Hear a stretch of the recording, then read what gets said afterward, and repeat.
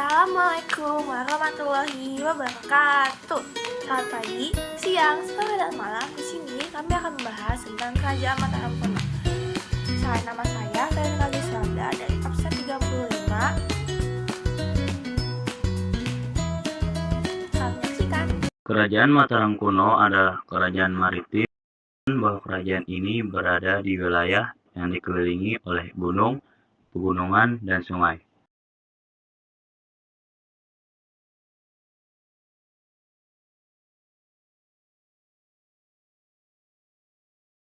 Di awal masa berdirinya, kerajaan ini merupakan kerajaan yang bercorak Hindu, namun mengalami perpecahan dan menjadi bercorak Hindu-Buddha. Kala berpusat di Jawa Tengah, dipimpin oleh dua bangsa, yakni dinasti Sanjaya Buddha dan dinasti Shailendra Hindu. Sedangkan di Jawa Timur diperintah oleh dinasti Isyana. Perang saudara di bumi Mataram kuno.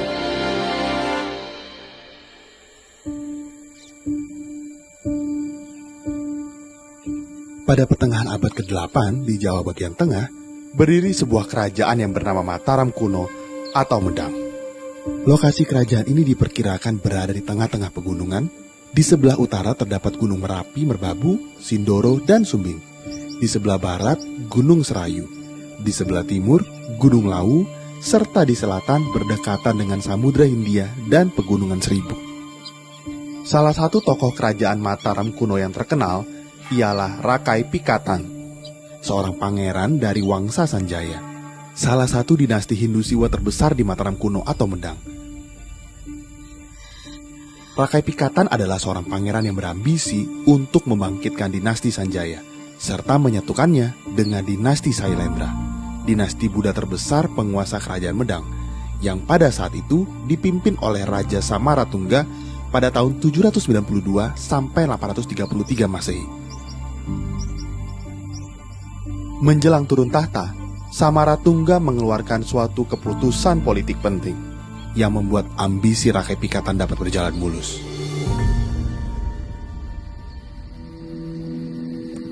Aku putuskan bahwa yang akan menjadi penerusku, pewaris tahtaku di kerajaan Medang adalah anak pertamaku dari permaisuri Pramodawardhani.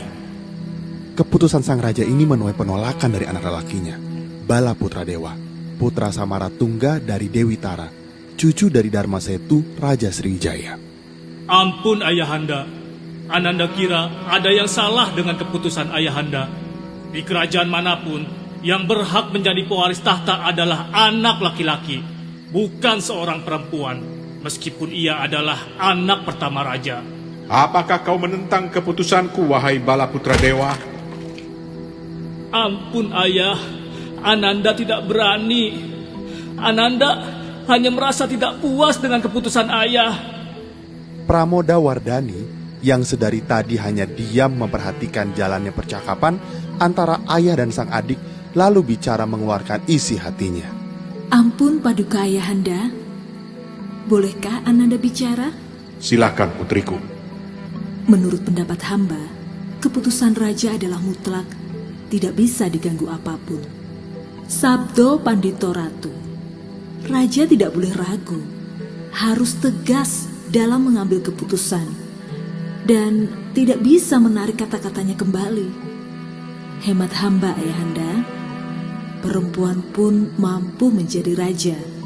Apalagi hamba juga merasa berhak atas tahta sebagai anak pertama dari permaisuri. Kau dengar itu, Balaputradewa? Aku tidak bisa menjilat ludahku sendiri. Perkataan putri Pramodawardhani menimbulkan rasa tidak senang, dan bibit kebencian muncul di hati Balaputradewa. Ia menatap wajah sang putri dengan kesal, namun tidak bisa berbuat apa-apa. Akan kurebut tahtamu suatu hari nanti, Pramodawardhani. Berita pengangkatan sang putri sebagai putri mahkota tersebar ke segala penjuru kerajaan Medang dan sampai ke telinga Rakai Pikatan. Ini adalah peluang untukku. Dengan menikahi putri Pramodawardhani, dinastiku akan bangkit kembali dan mendapatkan kedudukan yang seimbang dengan dinasti Shailendra.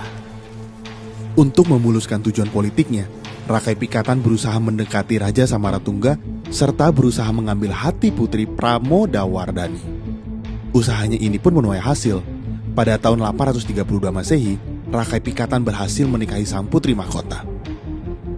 Beberapa tahun kemudian setelah pernikahan putri Pramodawardhani dan Rakai Pikatan, Raja Samaratungga meninggal dunia.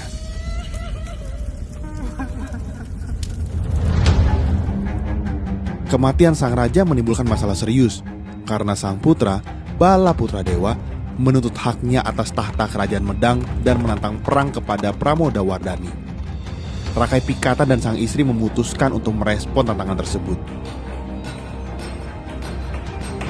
Menjelang pertempuran, Balaputradewa membuat benteng pertahanan di perbukitan sebelah selatan Prambanan yang dikenal sebagai Candi Boko.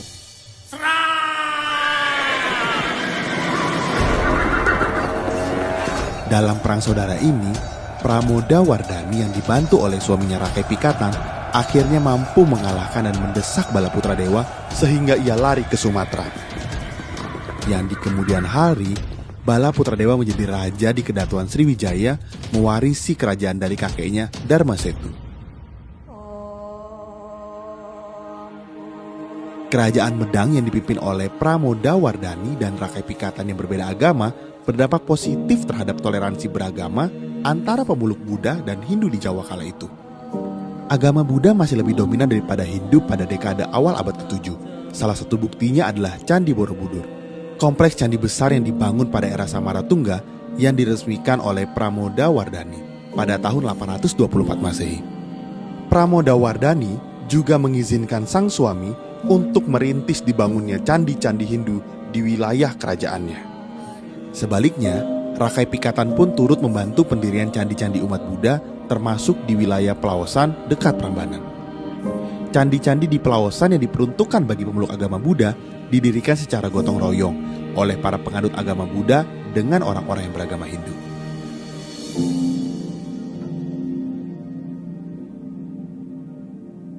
Dinasti penguasa Kerajaan Mataram kuno, Dinasti Sanjaya. Kerajaan Mataram kuno pertama kali didirikan oleh Raja Sanjaya yang bergelar Rakai Mataram Sang Ratu Sanjaya. Ia dikenal sebagai raja yang bijaksana, cakap, dan taat dalam beribadah. Selama masa kepemimpinannya, Kerajaan Mataram kuno mampu melakukan perluasan wilayah dan menjadi pusat pembelajaran agama Hindu. Kemudian, pada abad ke-8 Masehi, Raja Sanjaya meninggal dunia dan digantikan oleh putranya yang bernama Rakai Panangkaran. Di pemerintahan putranya inilah terjadi perpecahan di Kerajaan Mataram kuno, yang berakibat pecahnya kerajaan menjadi dua, yakni Mataram kuno bercorak Hindu dan Mataram kuno bercorak Buddha. Dinasti Shailendra. Dinasti Shailendra mulai memimpin kerajaan Mataram kuno di akhir abad ke-8 Masehi. Bahkan di dinasti inilah kerajaan Mataram kuno berhasil meraih masa kejayaan. Selain itu, dinasti Shailendra berhasil menyatu dengan dinasti Sanjaya dengan menikahkan Pramodawardhani dengan Rakai Pikatan yang berasal dari dinasti Sanjaya. Dinasti Isyana. Empu Sindok pada tahun 929 Masehi memindahkan ibu kota kerajaan Mataram kuno dari Jawa Tengah menuju Jawa Timur. Diperkirakan ibu kota tersebut terletak di antara Gunung Semeru dan Gunung Wilis. Selain itu, juga dilakukan perubahan nama menjadi Kerajaan Medang dengan Empu Sindok sebagai raja pertama dari dinasti Isyana. Raja-raja Kerajaan Mataram kuno. Kerajaan Mataram kuno telah berdiri dan berkuasa dalam kurun waktu yang cukup lama, bahkan dipimpin oleh 3 dinasti yang berbeda. Selain itu, kerajaan ini juga tercatat pernah melakukan pemindahan ibu kota kerajaan yang semula di Jawa Tengah menuju Jawa Timur. Berikut ini raja-raja dari Kerajaan Mataram kuno.